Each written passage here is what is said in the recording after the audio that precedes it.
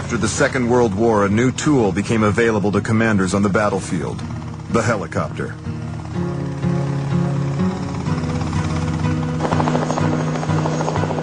It was now possible to move troops and their equipment rapidly across the combat zone. Helicopters didn't need airfields because they could take off and land from a space the size of a tennis court, and they could operate over any terrain. Natural barriers like rivers, jungles, and deserts were no obstacles to these machines. The Americans used helicopters in the Korean War to evacuate wounded troops to field hospitals. Helicopters that were made famous in the television series MASH. And because of the short journey times, many lives were saved that otherwise would have been lost.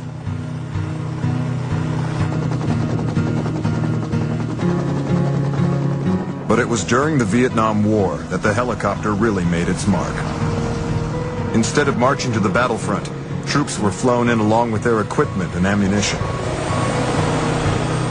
At first they were simply troop carriers, but soon they became a lethal attack weapon. Not only could they protect the troops and other helicopters, they could also unleash deadly force against the enemy on the ground. Helicopters had changed battle tactics forever. Today the helicopter is moving into a new era, that of the digital battlefield. Using digital technology, commanders will be able to know the exact position of their troops, aircraft, and weapons, as well as the enemy's position at any given moment in time. They will also be able to send this information instantly to their troops on the ground and in the sky, using one gigantic military internet. Hey, did you guys pick up that grid? On the other side of the building. This digital battlefield is seen as the most important advance in warfare since the helicopter itself. You know when all your forces are out of the area.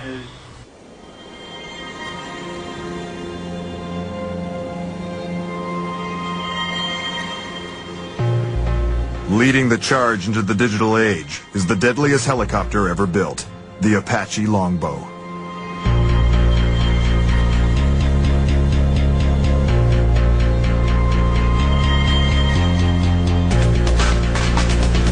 It is the supreme attack helicopter, and the first to be wired for the digital battlefield.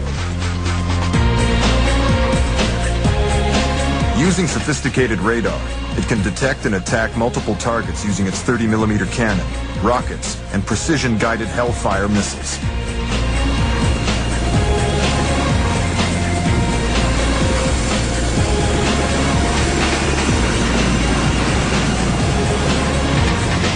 It is the #1 killing machine, and the #1 flying machine for pilots. This is the most ultimate machine to fly. This is like flying a Ferrari.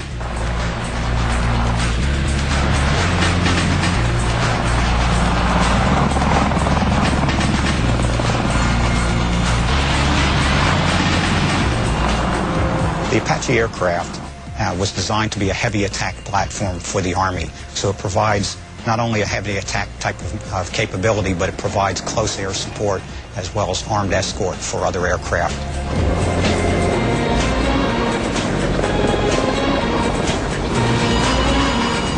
The Apache is designed for combat both during the day and at night, and has seen action in Panama, Somalia, Bosnia, and both Gulf Wars.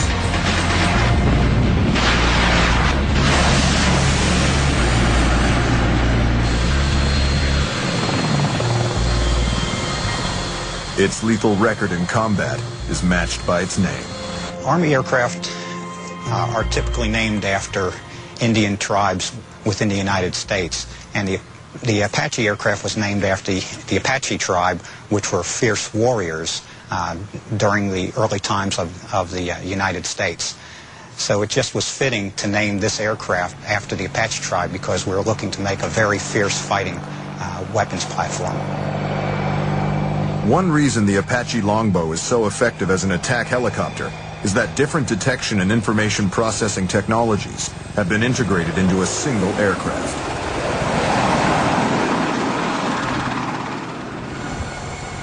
On the nose of the aircraft are sensors that identify and track targets day and night using high-resolution television, infrared, and lasers.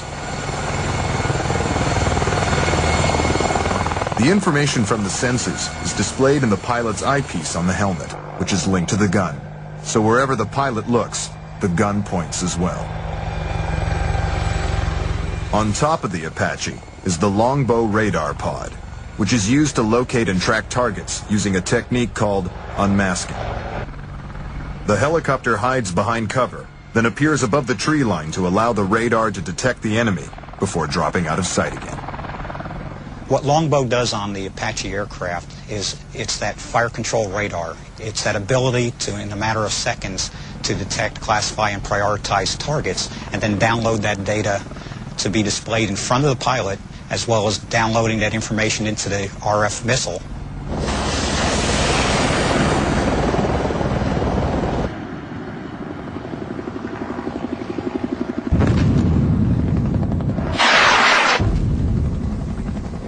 The Apache Longbow is the first in-service helicopter upgraded for the digital battlefield.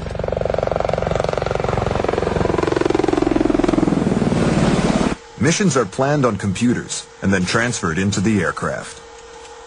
In this way, the pilots can load all the data and navigation information for the mission instantly and without error. There's no way to overemphasize what digitization will mean to the battlefield, because in the past, you typically saw the enemy, you engaged the enemy. Now you're able to quickly determine where the enemy is, where the friendlies are, and in a matter of seconds engage them with any weapon system on the battlefield. Because the Longbow is digital, many of its systems can easily be replicated in a simulator. This means that pilots can be trained on a device that simulates real missions without ever putting aircraft or pilots at risk. At Fort Rucker, Alabama, the U.S. Army is training Longbow Apache helicopter pilots on 4 state-of-the-art simulators.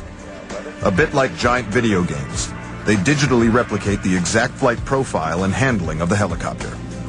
It is, in fact, one huge video game. It's also a very expensive video game, and it's very real also. Obviously, what we do is very real. So it's a huge benefit for us to have this trainer so that we can train them up and have them ready to fight. The new trainees have the ability to come in here. They learn how to start the aircraft. They learn to familiarize themselves with the cockpits, then can fly the aircraft, get a little experience actually flying the machine, and can actually work with their stick buddy. All right, you ready? I'm going to have brake to the left, so stay on it. On real missions, pilots must not only look out for the enemy, but also other Apaches. This system can even link the simulators together. There's an old joke about simulators where you have to watch out for the other simulators. Well, in here it's real. These simulators can be linked up together, and you can actually look out left and right at the other simulated aircraft. Well, the Longbow Crew Trainer allows us to simulate the digital battlefield. In here we can simulate almost everything, so it's essential to the future.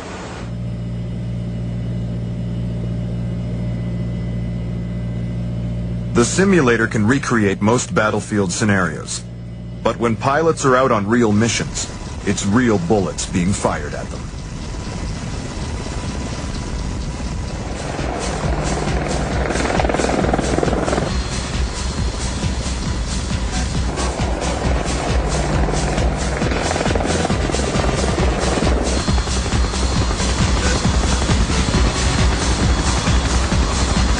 The Apache Longbow is principally a killing machine, and it requires special qualities to become its pilot.